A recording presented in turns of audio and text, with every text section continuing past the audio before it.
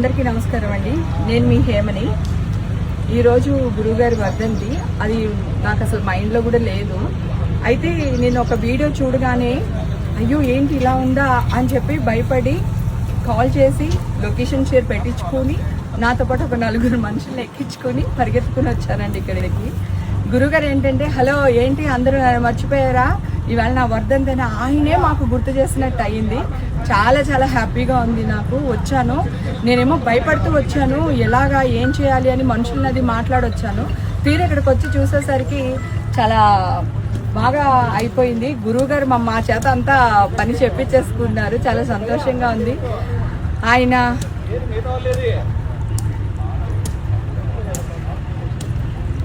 ఆయన బతుకుంటే నా లైఫ్ మరోలా ఉండేది.